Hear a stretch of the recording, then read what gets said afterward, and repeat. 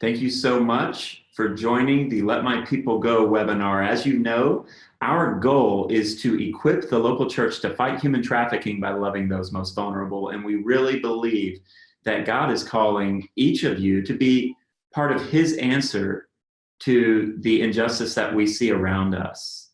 Because it's only as we are following in step with what he is doing that we can see an end to something like human trafficking. So as you know, with every one of our webinars, we do have the opportunity for you to ask questions of our speakers. And so beginning now, you can use the Q&A box on your Zoom meeting application to put in any question, and we will answer that after our guest speaks. And with that said, I would like to introduce you to Ben Skinner. He is the author of A Crime So Monstrous, Face to Face with Modern Day Slavery. As a result of that book, he was named by National Geographic as one of their Adventurers of the Year. He's also the founder of Transparentum. This is a discrete nonprofit unit that adopts frontline investigative reporting ethics and forensic methods in compliance with international ethical standards to illuminate supply chains and spur the eradication of human and environmental abuses.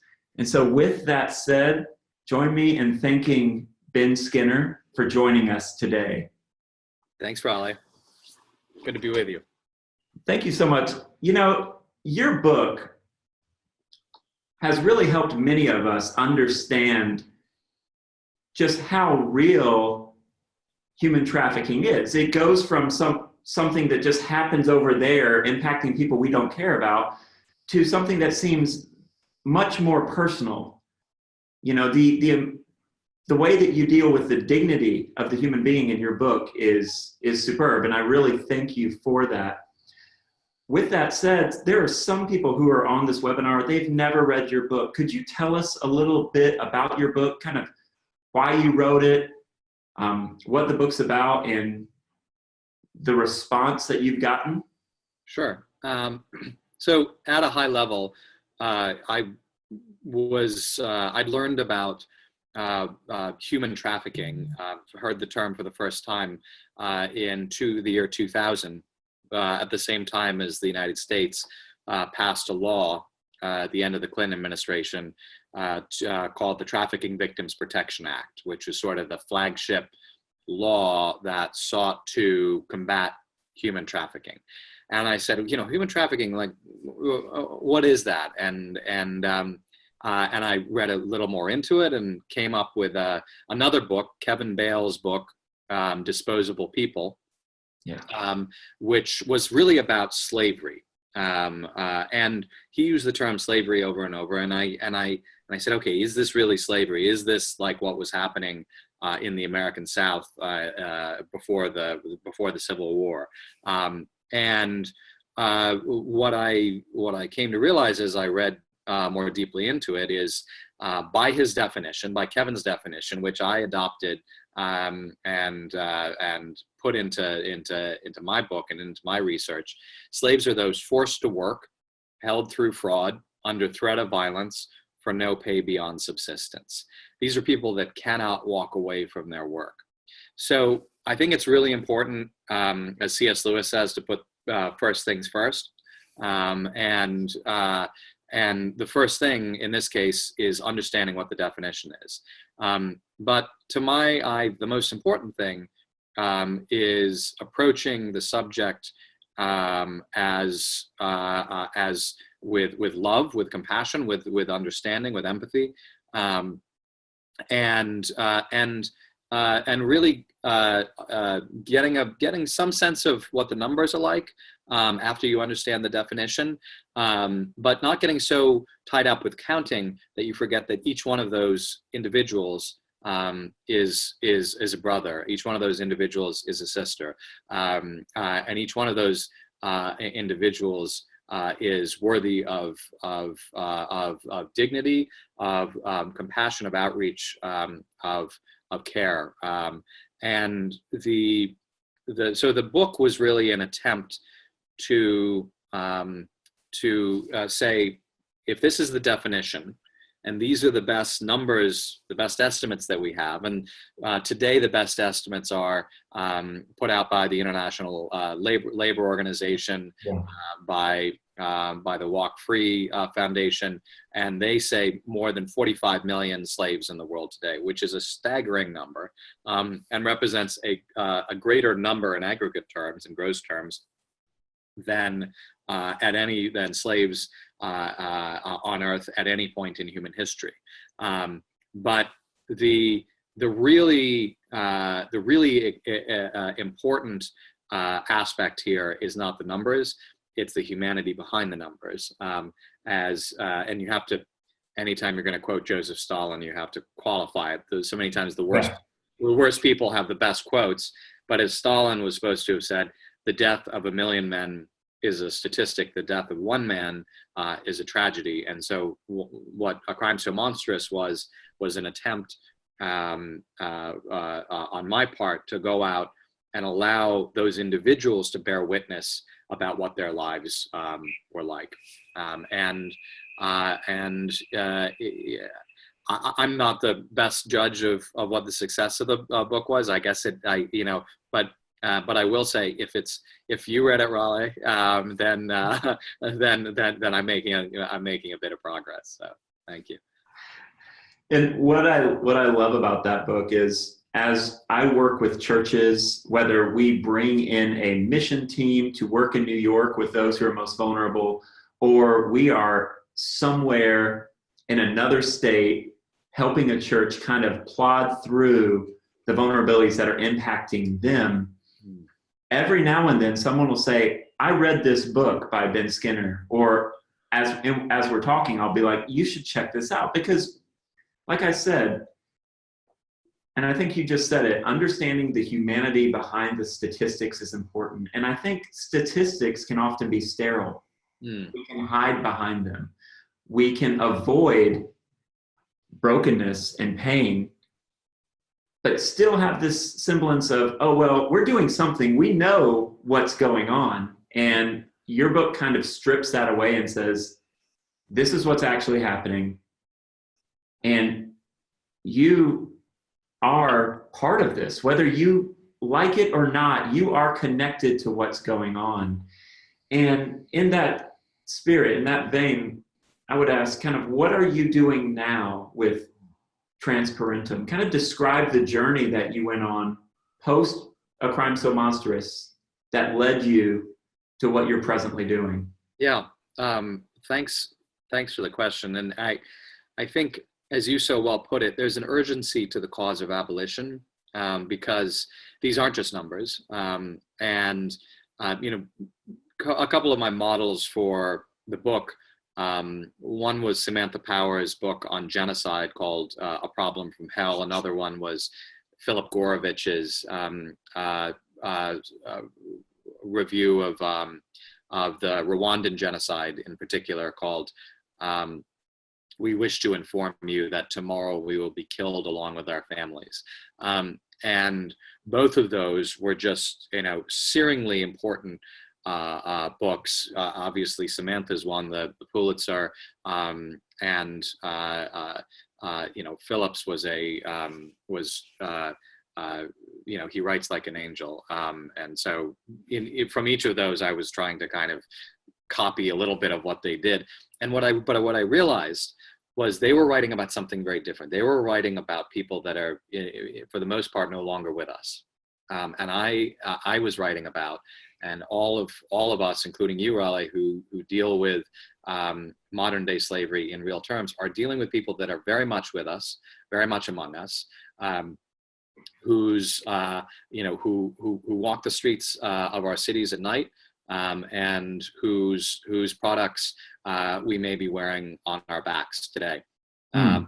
And so recognizing that, I wanted to understand particularly that latter category a little more carefully. And so after I wrote the book, I did a couple of fellowships, one at Harvard at the Kennedy School, and then another at Brandeis University.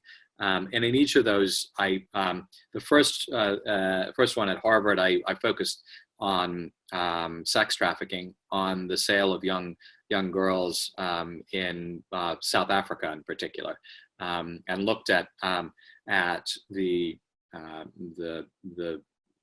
how these young girls were in many cases sold into rape and destruction because of being sold in a country where there was an extremely high HIV infection rate.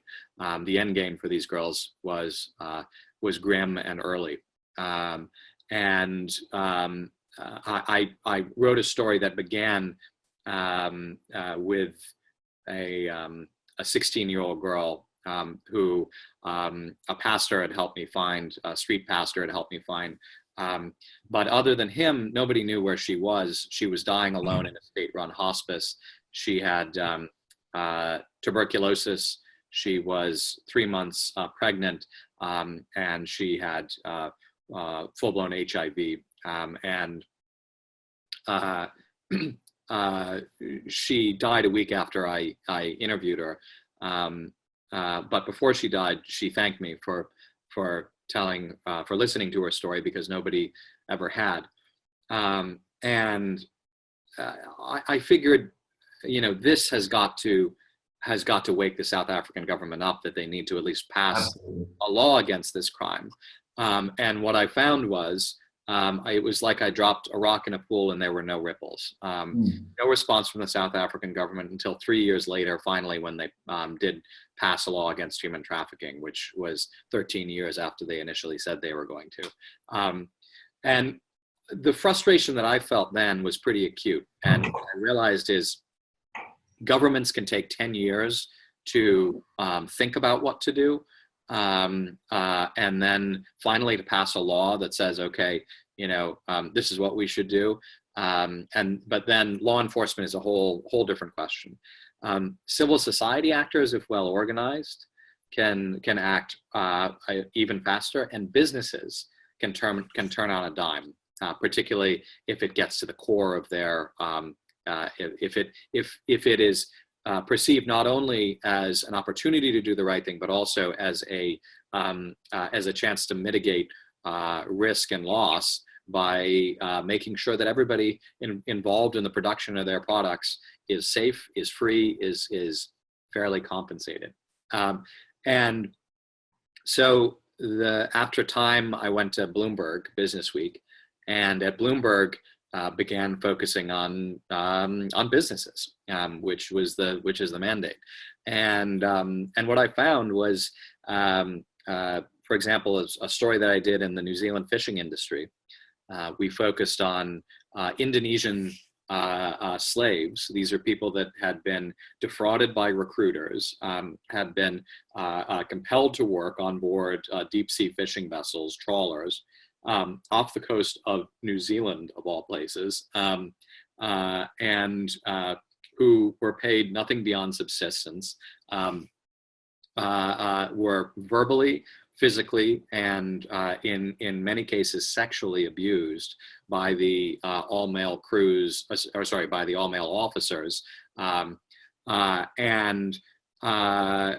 What we found was, when you portray, again, the humanity of the individuals that are going through this and that have survived this, and you connect that to the brands and retailers who are selling the fish to American consumers, and you appeal to the humanity at all levels of this, businesses can do in 48 hours what it takes governments 15 years to do.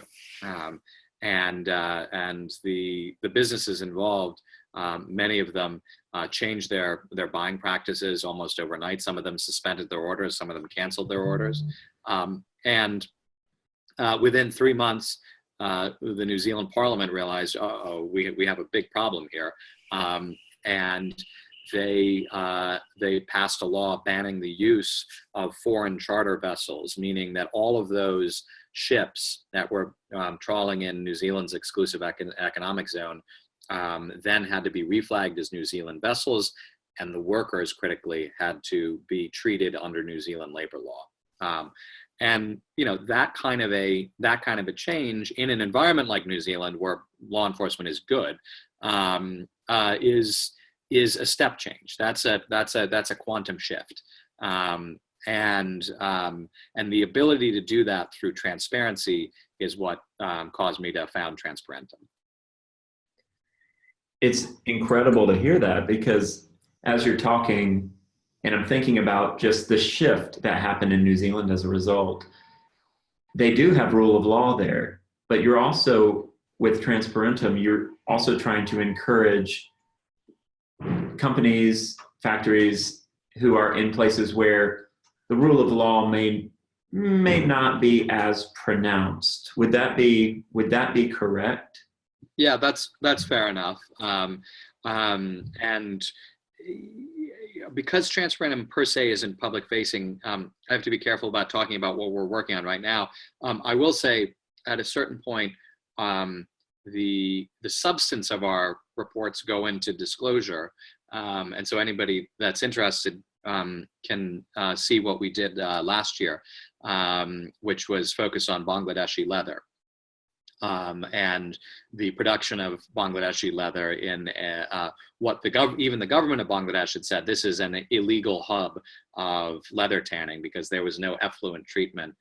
There were children working in these tanneries. It was a largely lawless setup. And what we did is, effectively went in and showed where it was. Now, in Bangladesh, as you say, we're talking about the opposite end of the spectrum in terms of transparency, in terms of corruption from New Zealand. New Zealand at various points has been number one on Transparency International's list of least corrupt countries, and Bangladesh has been perennially very, very close to the bottom. But what, again, we found was that when international buyers speak up, when they say, hey, this is not acceptable, and we want to allow our customers to wear their values, because some of them increasingly are aware of what's going on up in the manufacture of these products. And if that means that we no longer buy products from Bangladesh, so be it. When that message hits leadership in Bangladesh, the prime minister and others in leadership, change happens very quickly. And so our disclosure began on March 25th of last year, with the Associated Press running a short series on the report, on our report, and the response to it on the part of the brands and the retailers. And just 2 weeks later, on April 8th, the government of Bangladesh went in and cut all the gas, electricity, and water from all 150 illegal tanneries, and critically stood up a new dedicated tannery estate with a to date partially functional central effluent treatment plant. Now, you want that to be fully functional very soon, obviously, but it's whereas in New Zealand you had I think a step change, a quantum shift. Here you have change. It happened a lot faster than anybody had anticipated it happening. And I think, the brands and the retailers speaking up have a lot to do with the acceleration of that. It's not done yet, but that's why we keep watching. It's interesting. You've used the term abolitionist several times. And as you're talking about this method, I'm reminded that this is really what William Wilberforce did to end transatlantic slavery in England. And this crossed the pond and came to the US. And this is definitely something the abolitionists of old here did to impact slavery that was,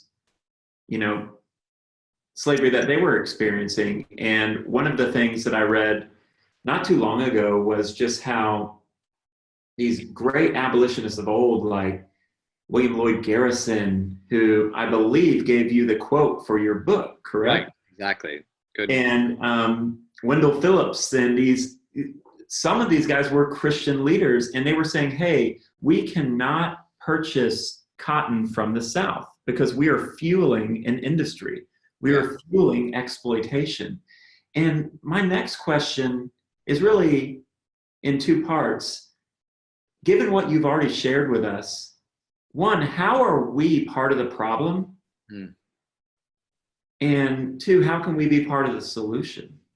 Well, as I say, um, I think in many ways we're part of the problem without even recognizing, understanding that we're part of the problem. And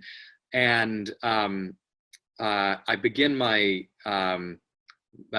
the book with another quote that and I'm probably going to slaughter it here, but it's something to the effect of the only coward is the one who does not know. And I think if you don't actually understand that the decisions that you make on a daily basis when you buy something, consumption is a moral decision. Every time you eat something, every time you buy something, you're making a moral decision. And this doesn't have to paralyze you. It should set you free to understand a bit more about that decision, to be able to make that decision conscientiously. And what I realized in doing the work on supply chains is that the actors that are the traffickers in those supply chains, they're parasites. They're siphoning value. They're stealing wages from workers. They're siphoning value from the buyers of the products as well. The quality is not going to be as good in products that are produced through slave labor, because, as Adam Smith said in Wealth of Nations, slaves will only exert as much force as is necessary to avoid the whipping, to avoid, and to get paid their meager subsistence. So the quality is not going to be as good, and for the brands and the retailers, there is risk.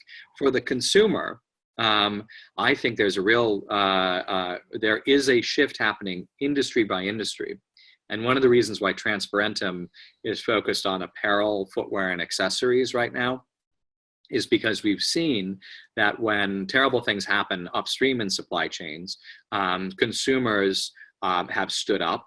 And they've demanded change, and in many cases, in some cases, the brands and retailers have shifted to make to basically say, okay, for some of those companies, we are going to allow you to wear your values, and here's how we're going to do it, and we're going to be fully transparent about it. Patagonia, Everlane, these are companies that. Have they had perfect track records? No, but critically, when they fall down, they stand up and they say, "Hey, here's why we fell down, and here's how we are going to stay on our feet for the rest of the way forward. And we want you, our customers, to be partners with us in this. If you believe in buying ethical products, buy from us." And that's really the opportunity. I think rewarding those brands that take the time to understand what's going on in their supply chains, and make sure that the workers upstream are paid well, and are treated with dignity. I think that is where all of us have not just an opportunity, but I think a responsibility, based on the fact that, again, when you buy something, you're making a moral decision, and understanding that morality and understanding and embracing that, I think is is a real calling and a real mandate for those of us certainly who know the humanity on the other side of the equation.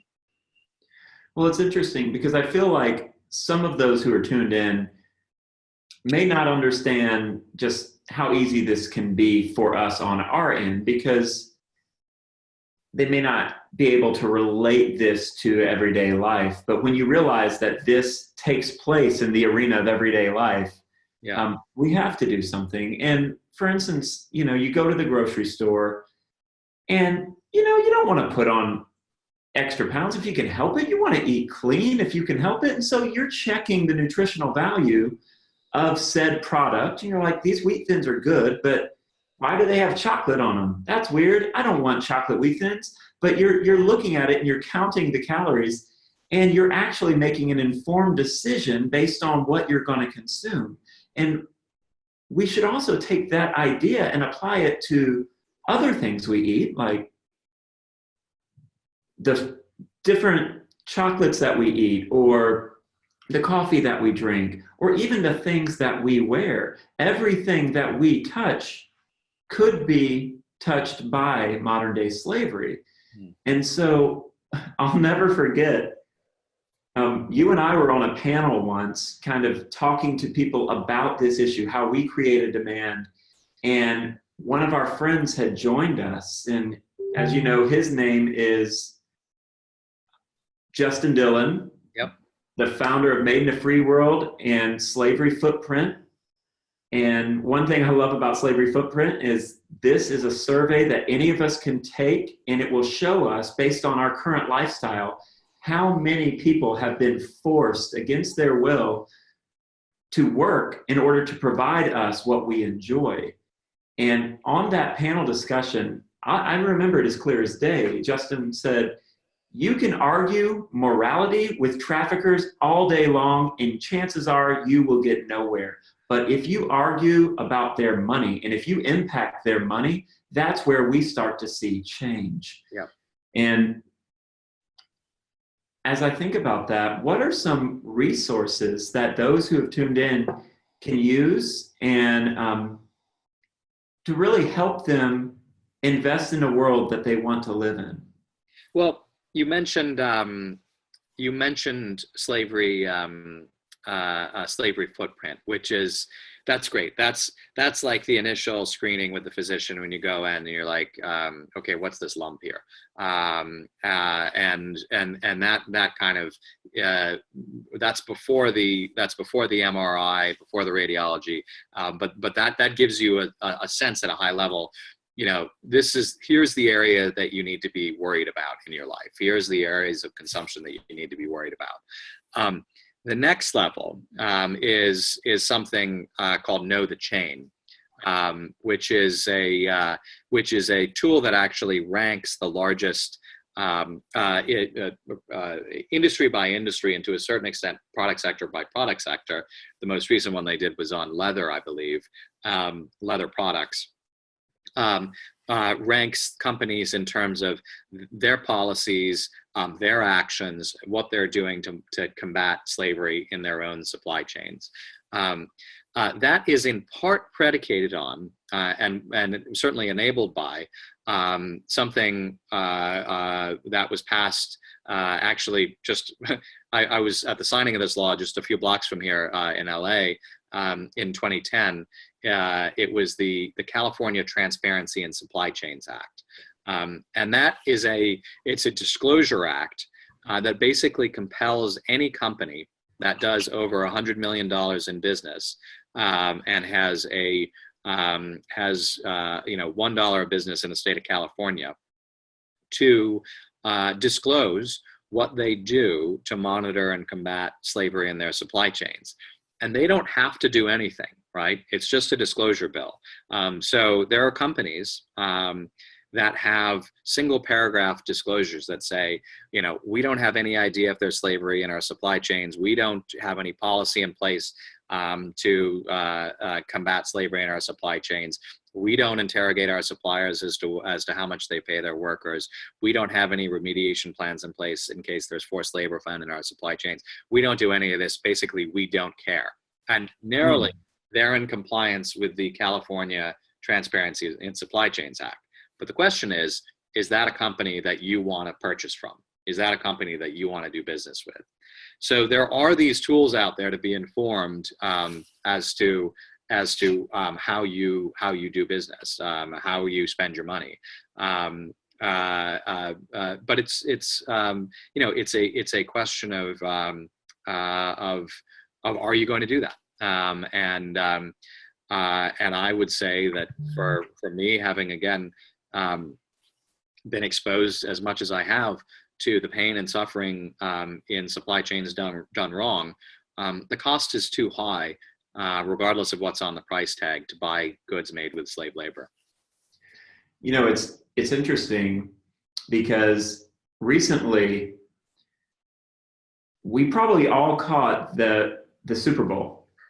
Crazy game. It's pretty wild. It was, I mean, go Eagles, not a New England Patriots fan at all. But here's the deal, like, generally, when it comes to the Super Bowl, I'm not talking football. I have people saying, well, is that when all the human trafficking happens? Is that, you know, like with this Super Bowl, like human trafficking just happens then, right? And I have to kind of walk people through and show them at the end of the day, that can be a dangerous thought. Mm.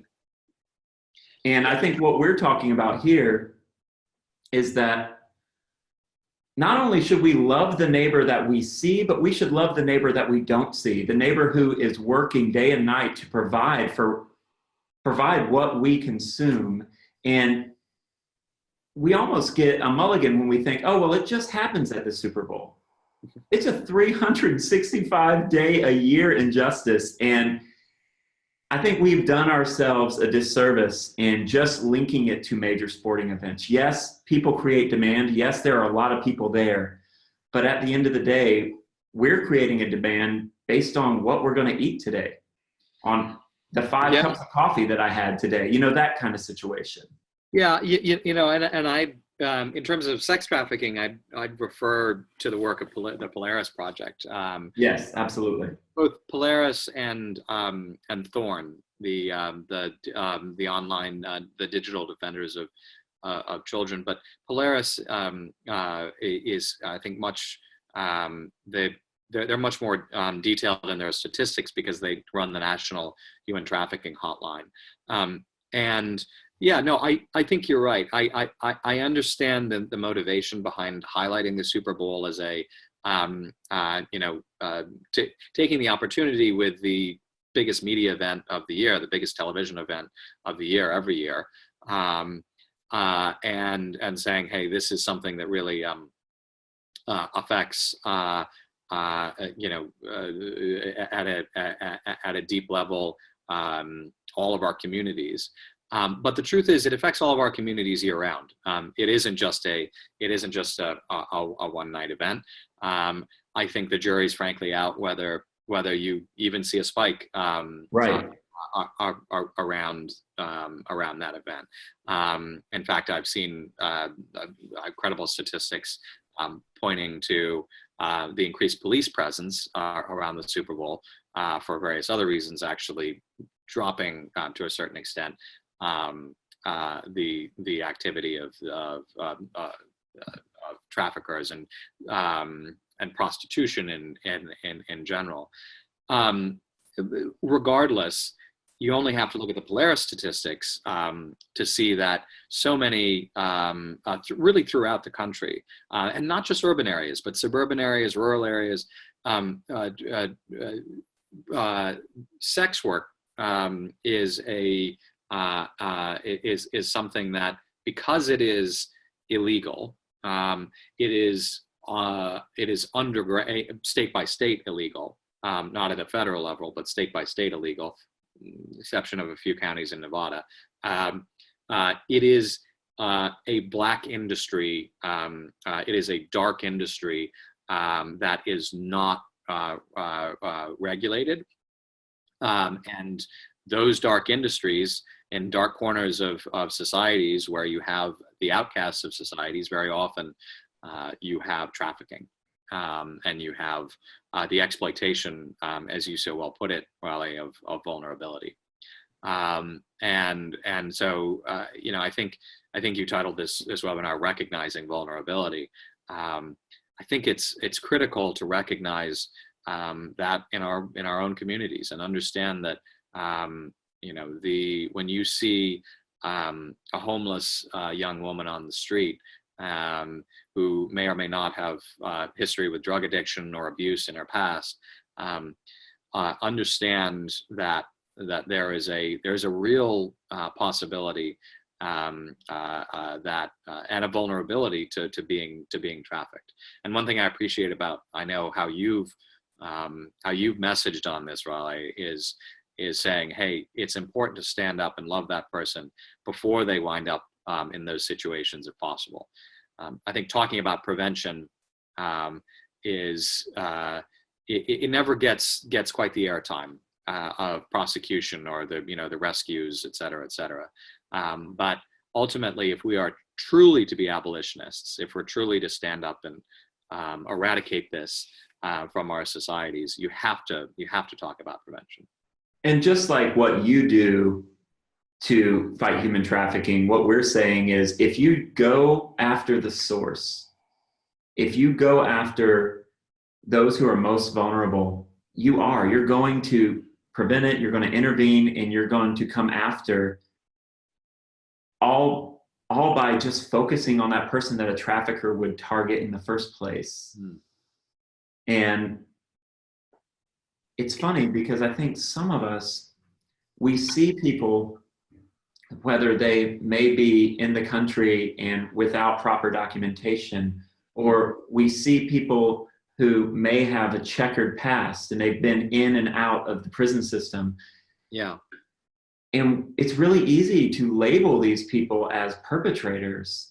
But at the end of the day, that's exactly what a trafficker is counting on, because then he can use the means of human trafficking. He can use, as you said, force, fraud, and coercion to ultimately push that person into a corner where they don't know how to respond, and they are afraid that no one is going to come to their aid. And so I think for us, saying, and this is really one of the things that runs through Let My People Go, is God has called vulnerable people to love vulnerable people, and he's ultimately motivating us by becoming vulnerable to the point of death for each one of us. And his vulnerability drives us to love other messy people in spite of our own issues. And I think this talk today, we've really kind of done really a deep dive into how our issues create a pantheon of issues around the world, even to places where we've never been and we may never visit. We have created a demand, but the beauty is that not only are we part of the problem, we can be part of the solution. And so, Ben, thank you so much for your time, and thank you so much for reminding us that each of us can do something to combat this global injustice that seems to loom over us. But each of us can invest in the world in which we want to live. My pleasure. Thanks for having me, Raleigh. Thank you. And thanks again, Ben. And anyone else, thank you for anyone else who was part of this webinar. Thank you for joining us. If you have any more questions, you can just leave them on the Facebook page and we will address them. But we look forward to seeing you at our next webinar, which is always the first Tuesday of every month at 12 p.m. Eastern, at noon Eastern. So we look forward to talking to you. Look forward to sharing more about what God's doing through his church and through the network of Let My People Go. And we'll see you then. Great. Thank you.